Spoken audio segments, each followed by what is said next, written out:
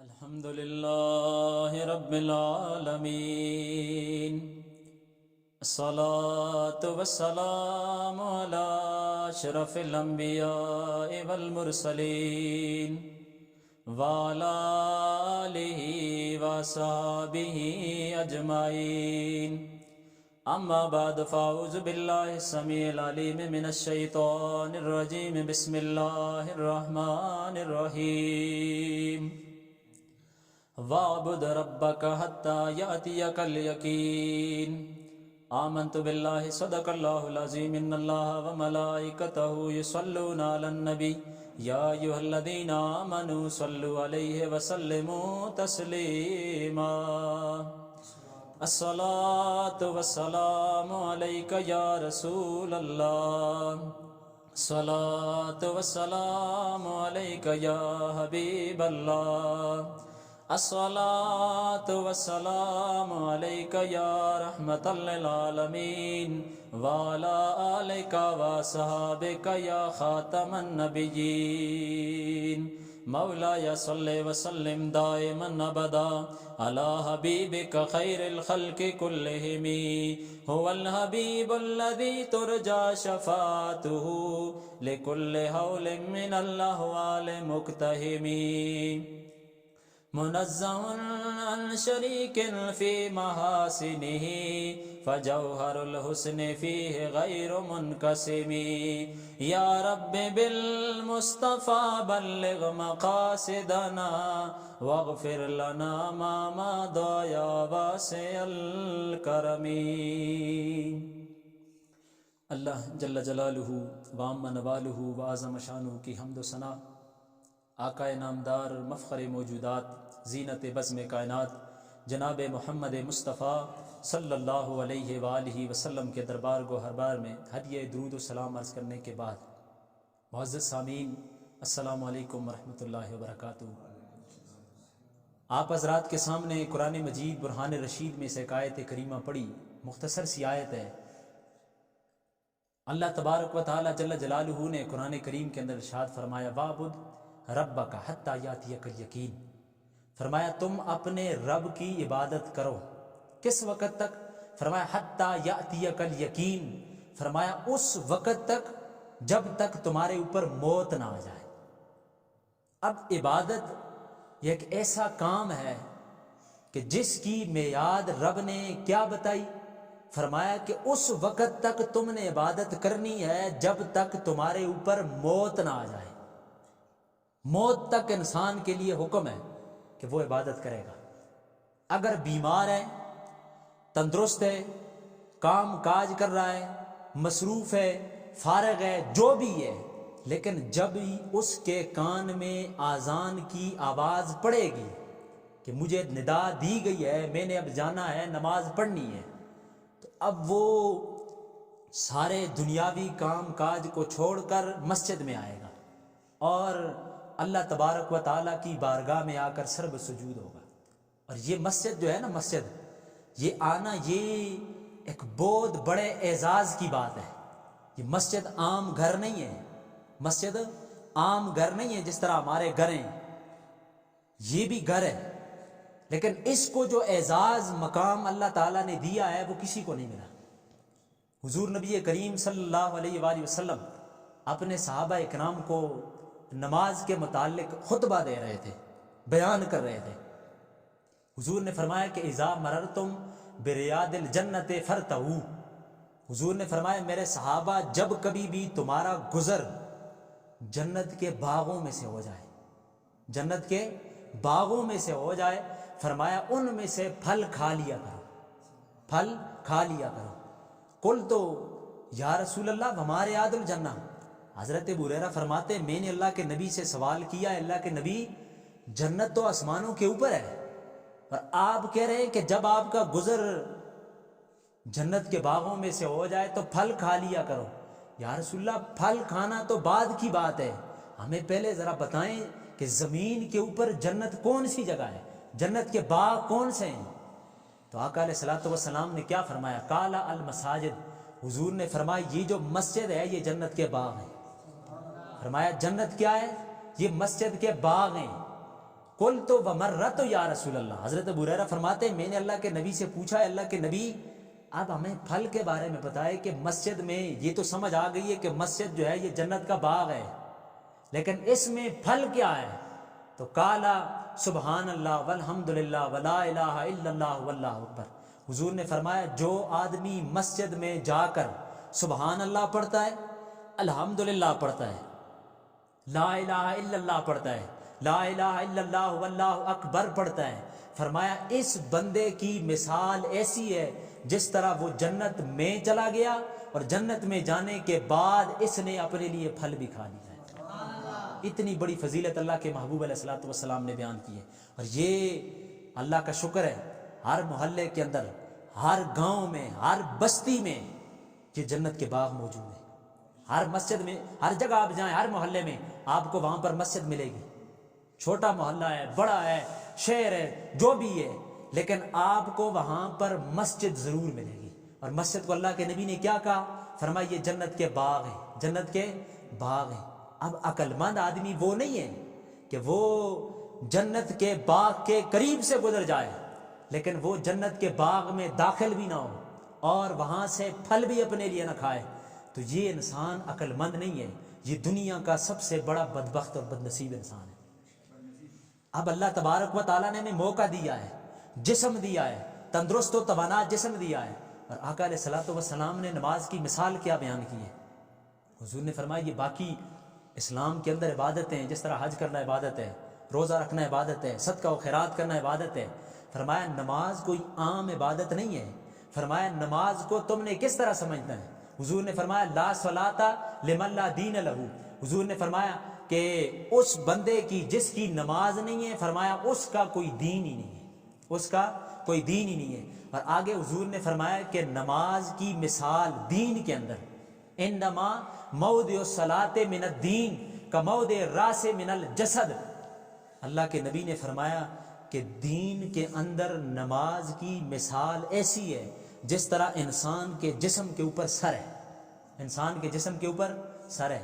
اب میں آپ کو بتا رہا ہوں کہ ایک آدمی ایسا ہے جس کا پورا جسم ٹھیک ہے، ہاتھ بھی ٹھیک ہیں، پاؤں بھی ٹھیک ہیں، باقی جسم بھی پورا ہے، لیکن اس کے جسم سے سر کو الگ کیا جائے، سر کو الگ کر دیا جائے تو اس بندے کو کبھی بھی کوئی زندہ نہیں کہتا، کہتے یہ مردہ ہے۔ کیا کہتے ہیں؟ مردہ ہے۔ اس کا نام زندوں کی لسٹ سے نکال کر مردوں کی لسٹ میں داخل کر دیا جاتا ہے۔ اب اس انسان کو کوئی زندہ نہیں کہتا، یہ نہیں کہتے یہ آدمی ہے، کہتے یہ میت ہے۔ یہ کیا ہے؟ میت ہے۔ اب جسم پورا ہے اس کا، جسم میں کمی نہیں ہے، جسم اس کو اللہ نے دیا ہے، پورا جسم ہے اس کا، لیکن ایک سر کی کمی ہے، ایک سر کے نہ ہونے کی وجہ سے اب اس کو زندوں کی لسٹ سے نکال کر مردوں کی فہرست میں شامل کر دیا جاتا ہے۔ تو اس سے معلوم کیا ہوتا ہے کہ نماز کی جو اہمیت ہے دین کے اندر وہ باقی کسی بھی ارکان کو حاصل نہیں ہے۔ آج ہماری مسجدیں ویران ہیں، ہر محلے میں، ہر جگہ میں، ہر گاؤں میں آپ چلے جائیں آپ کو وہاں پر مسجد ضرور ملے گی، مسجد ضرور ملے گی، لیکن مسجد کے اندر نمازی بڑے تھوڑے نظر آئیں گے، مسجد کے اندر نماز پڑھنے والے بڑے قلیل تعداد میں آپ کو نظر آئیں گے۔ بڑے تھوڑے لوگ ایسے ہیں کہ جو مسجد میں جائیں گے، رب کو راضی کریں گے، اللہ کے سامنے جھکیں گے، رب سے معافی مانگیں گے، روئیں گے، ایسے بڑے قلیل لوگ ہوتے ہیں۔ حضور نبی کریم رؤوف الرحیم صلی اللہ علیہ وآلہ وسلم کی بارگاہ میں ایک وفد آیا جس کو وفد ثقیف کہا جاتا ہے۔ ایک پورا وفد، پوری ٹیم حضور کی بارگاہ میں آئی اور کہا یا رسول اللہ ہم مسلمان ہونا چاہتے ہیں۔ کیا کہا؟ ہم مسلمان ہونا چاہتے ہیں۔ تو حضور نبی کریم صلی اللہ علیہ وسلم انہیں مسجد میں لے گئے۔ اب مسجد میں لے جانے کا مقصد یہ تھا کہ یہ لوگ مسجد میں جائیں گے اور مسجد میں جا کر یہ مسلمانوں کو دیکھیں گے، مسلمان کیسے نماز پڑھتے ہیں، کیسے رب کے سامنے جھکتے ہیں، کیسے اپنے رب کو راضی کرتے ہیں۔ تو جب وہ پورا وفد مسجد میں گیا انہوں نے دیکھا کہ لوگ نماز بھی پڑھتے ہیں، نفل بھی پڑھتے ہیں، وہ قرآن مجید کی تلاوت بھی کرتے ہیں، تو ان کا دل نرم ہو گیا، دل نرم ہو گیا۔ انہوں نے حضور سے کہا یا رسول اللہ آپ ہمیں کلمہ پڑھائیں، مسلمان ہونا چاہتے ہیں، آپ ہمیں کلمہ پڑھائیں، مسلمان ہونا چاہتے ہیں۔ تو آقا علیہ الصلوۃ والسلام نے کہا ٹھیک ہے میں آپ کو کلمہ پڑھاتا ہوں، آپ مسلمان ہو جائیں، لیکن انہوں نے کہا یا رسول اللہ ہماری 3 شرطیں ہیں۔ کتنی شرطیں؟ تین. فرمایا آپ اگر ہماری یہ 3 شرطیں قبول کر لیتے ہیں، ہماری 3 شرطیں آپ اگر مان لیتے ہیں تو ہم کلمہ پڑھ کر مسلمان ہو جاتے ہیں. حضور نبی کریم صلی اللہ علیہ وسلم نے پوچھا کہ آپ کی شرائط کیا ہے، آپ کو کیا مسئلہ ہے؟ آپ نے ابھی مجھے کہا کہ ہم کلمہ پڑھ کر مسلمان ہوتے ہیں، ابھی آپ کہتے ہیں کہ ہم نے شرائط لگانی ہے. وہ کون سی شرائط ہیں مجھے بتاؤ. اگر آپ کی شرائط وہ ماننے والی ہیں تو میں مان لیتا ہوں، اگر آپ کی شرائط قبول کرنے والی نہیں ہے تو شرائط کو چھوڑ دیا جائے گا. تو انہوں نے کہا یا رسول اللہ ہماری پہلی شرط یہ ہے، پہلی شرط کہ ہم جہاد پہ نہیں جائیں گے، ہم جہاد پہ نہیں جائیں گے. کلمہ پڑھتے ہیں، مسلمان ہوتے ہیں، لیکن ہم نے جہاد نہیں کرنا. ہم نے مسلمانوں، کیونکہ مسلمان اس وقت جہاد کرتے تھے، تو انہوں نے کہا یا رسول اللہ ہم کلمہ ضرور پڑھتے ہیں لیکن ہم جہاد کے لیے نہیں جائیں گے. حضور نے کہا دوسری شرط کیا ہے؟ انہوں نے کہا یا رسول اللہ ہم زکوٰۃ نہیں دیں گے، عشر. فرمایا ہم زکوٰۃ نہیں دیں گے. تو تیسرا حضور نے پوچھا کہ آپ کی تیسری شرط کیا ہے؟ تو انہوں نے کہا یا رسول اللہ ہماری تیسری شرط یہ ہے کہ ہم نماز نہیں پڑھیں گے. 3 شرائط یہ اگر آپ ہماری مان لیتے ہیں ہم کلمہ پڑھ کر مسلمان ہو جاتے ہیں. پہلا ہم جہاد نہیں کریں گے، دوسرا ہم زکوٰۃ نہیں دیں گے، اور تیسرا فرمایا ہم نماز نہیں پڑھیں گے. تو آقا علیہ الصلوۃ والسلام نے کیا ارشاد فرمایا؟ حضور نے فرمایا کہ یہ 2 شرائط آپ کی مجھے منظور ہے، 2 شرائط آپ کی مجھے منظور ہے. یہاں پر ایک بات آپ کو سمجھانے لگا ہوں کہ زکوٰۃ بھی فرض ہے، زکوٰۃ بھی فرض ہے، جہاد بھی فرض ہے، لیکن حضور نے فرمایا یہ 2 چیزیں میں تمہیں معاف کر دیتا ہوں، 2 چیزیں میں تمہیں معاف کر دیتا ہوں. یہ اللہ تبارک و تعالیٰ نے اپنے محبوب کو مختار کل بنایا تھا، اختیار دیا تھا کہ وہ چیز جو رب کی طرف سے فرض ہے اللہ کے نبی اس کو ساقط کر رہے ہیں. کہا یہ 2 شرائط آپ کی مجھے منظور ہیں. اعلیٰ حضرت کہتے ہیں نا وہ زبان جس کو سب کن کی کنجی کہیں اس کی نافذ حکومت پہ لاکھوں سلام. 2 شرائط آقا علیہ الصلوۃ والسلام نے کہا مجھے منظور ہے. یا آپ کی شرائط میں مان لیتا ہوں کہ جو آپ نے کہا جی ہم زکوٰۃ نہیں دیں گے، ٹھیک ہے آپ زکوٰۃ نہ دیں، سال میں 1 مرتبہ زکوٰۃ کا حکم ہے، آپ زکوٰۃ نہ دیں. دوسرا جہاد کا حکم ہے، آپ کہتے ہیں ہم جہاد کے لیے نہیں جائیں گے، مجھے یہ شرط بھی منظور ہے کہ آپ جہاد کے لیے بھی نہ جائیں، یہ مجھے منظور ہے. لیکن تیسری شرط جو آپ نے لگائی ہے کہ اللہ کے نبی ہم نماز نہیں پڑھیں گے، تو اللہ کے محبوب نے فرمایا کہ نماز اگر تم نہیں پڑھو گے تو حضور نے فرمایا وہ دین ہی کیا ہے جس میں نماز نہیں ہے. فرمایا وہ دین کون سا دین ہے جس میں نماز نہیں ہے؟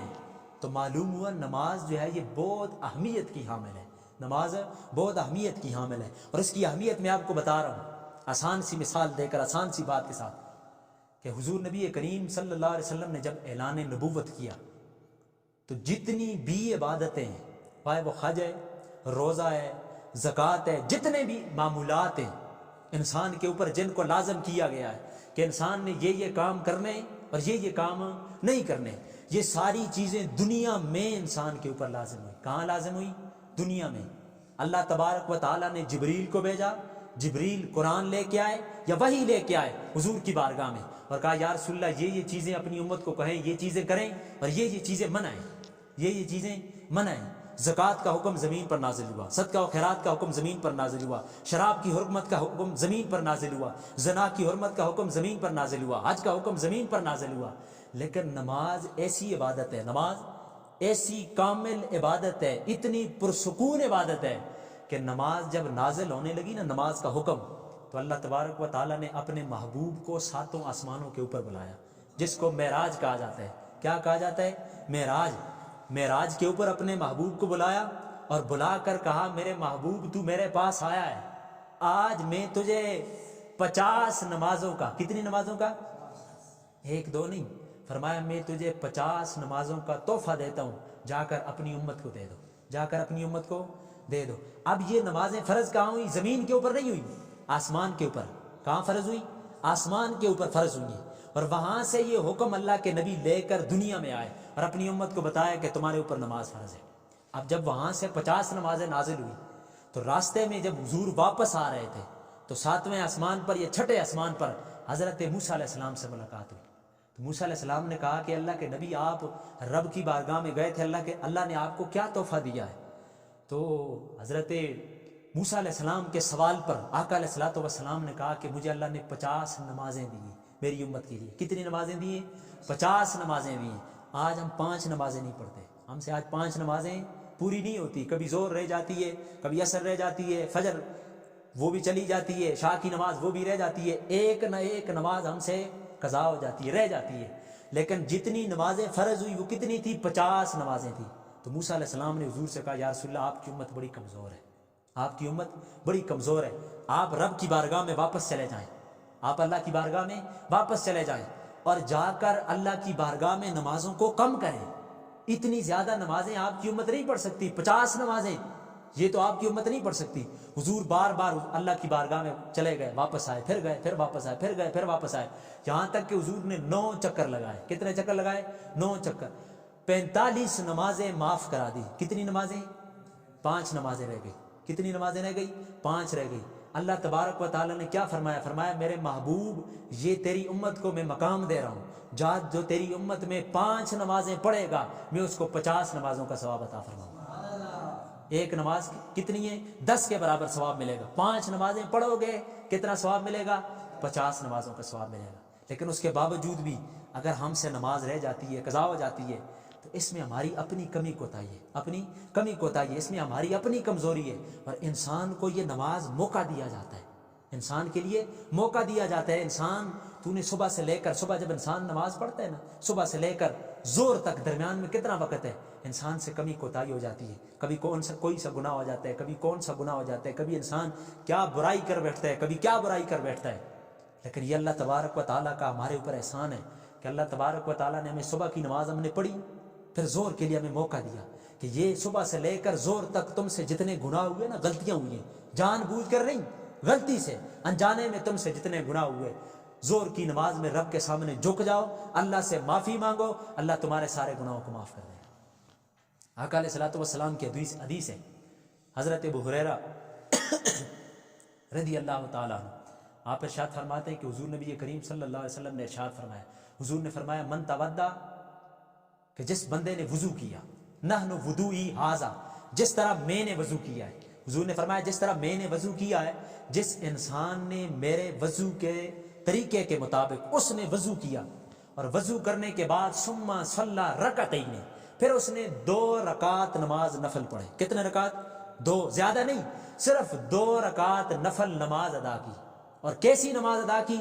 اس کا ظاہر باطن میری طرف متوجہ تھا، ظاہر باطن میری طرف متوجہ تھا، کہ جب وہ 2 رکعت نماز پڑھ رہا تھا اس کے دل میں، اس کے سامنے، اس کے دائیں بائیں آگے پیچھے صرف رب کی ذات تھی، دنیاوی باتیں موجود نہیں تھی اس کے ذہن میں، صرف اللہ کی بارگاہ میں خالصتاً وہ رب کی رضا کے لیے کھڑا ہوا۔ حضور نے فرمایا جس نے کامل طریقے کے ساتھ جس طرح میں نے وضو کیا ہے ایسا وضو کیا، پھر اس نے 2 نمازیں پڑھی ظاہر باطن ایک کر کے، غفر لہ ما تقدم من ذنبہ، فرمایا اس کے جتنے بھی گزشتہ گناہ اللہ سب کو معاف فرما دے گا۔ اب 2 رکعت نماز صرف پڑھیے، کتنی رکعت؟ صرف 2 رکعت پڑھیے، زیادہ نہیں پڑھی، صرف 2 رکعت نفل نماز پڑھنے کی اتنی بڑی فضیلت ہے۔ اگر ہم سچائی کے ساتھ، امید کے ساتھ، یقین کے ساتھ اگر مسجد میں آئیں گے اور اپنے اوپر نماز کو لازم سمجھ کر اللہ کی بارگاہ میں عبادت کریں گے تو اللہ تبارک و تعالیٰ کتنا غفور الرحیم ہے۔ آپ دیکھیں، میں آپ کو مثال دے کے سمجھا رہا ہوں، ہمارے گھر میں بیماری آتی ہے ہم مسجد میں آ جاتے ہیں، پریشانی آتی ہے ہم مسجد میں آ جاتے ہیں، ہمارے گھر میں کوئی فوت ہو جاتا ہے مسجد میں آ جاتے ہیں، رشتہ دار کوئی دنیا سے چلا جائے مسجد میں آ جاتے ہیں۔ لیکن جب تھوڑے دن گزر جاتے ہیں، ہماری پریشانیاں دور ہو گئی، ہمارے گھر میں فوتگی جو ہے وہ پرانی ہو گئی اور ہماری پریشانیاں، ہمارے گھروں سے بیماریاں دور ہو گئی، ہم نے مسجد کا راستہ چھوڑ دیا، مسجد کا راستہ ہم نے چھوڑ دیا، مسجد دوبارہ ہم نہیں آئے۔ جب مسجد میں آتے ہیں اپنے مقصد کے لیے آتے ہیں، کس کے لیے آتے ہیں؟ اپنے مقصد کے لیے مسجد میں آتے ہیں، اور مقصد کے لیے مسجد میں آتے ہیں، پھر بھی اللہ تبارک و تعالیٰ میں خالی ہاتھ واپس نہیں لوٹاتا، ہماری جھولیاں بھر کے ہمیں واپس لوٹاتا ہے۔ اگر ہم کسی بغیر مقصد کے، بغیر لالچ کے اللہ کی عبادت کریں گے تو اللہ تبارک و تعالیٰ ہمیں کتنا عطا فرمائے گا۔ ایک واقعہ آپ کو سناتا ہوں کہ ایک بادشاہ تھا نا، بادشاہ، اس کے دربار میں ایک بندہ کام کر رہا تھا، جھاڑو دے رہا تھا۔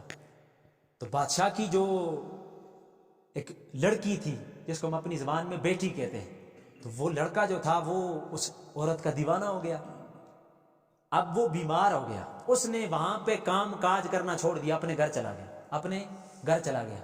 اب اس نے اپنی بیوی سے کہا کہ میں بیمار ہوں لہٰذا میں وہاں کام کرنے کے لیے نہیں جاؤں گا، تو میری جگہ جا کام کر۔ جب اس کی بیوی آ گئی ایک دن بادشاہ کی بیٹی کا وہاں سے گزر ہوا تو اس نے پوچھا یہاں پر تو تیرا باپ کام کر رہا تھا, تیرا شوہر کام کر رہا تھا, تو کیسے آ گئی ہے؟ اس نے کہا جی اگر ناراض نہ ہو تو آپ کو ایک بات سمجھاؤں. اس نے کہا کیا ہے؟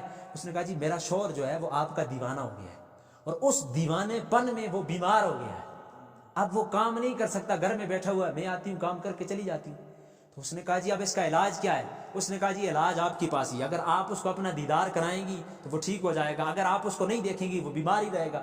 اس نے کہا میرے پاس ایک طریقہ ہے, وہ طریقہ یہ ہے کہ آپ اپنے شوہر کو کہیں کہ فلاں درخت کے نیچے بیٹھ جائے, فلاں درخت کے نیچے بیٹھ جائے, پرانے کپڑے پہن لے, بڑا جبہ کبا دستار باندھ کر وہاں پر بیٹھ جائے اور اللہ اللہ شروع کر دے, ذکر کرنا شروع کر دے. لوگ کہیں گے یہ اللہ کا بہت بڑا ولی ہے. لوگ کیا کہیں گے؟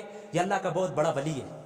لوگ ولی سمجھ کر آپ کے پاس آئیں گے اور آپ نے کسی سے کوئی چیز لینی نہیں ہے, جو بھی کوئی چیز دے واپس دے دینی ہے.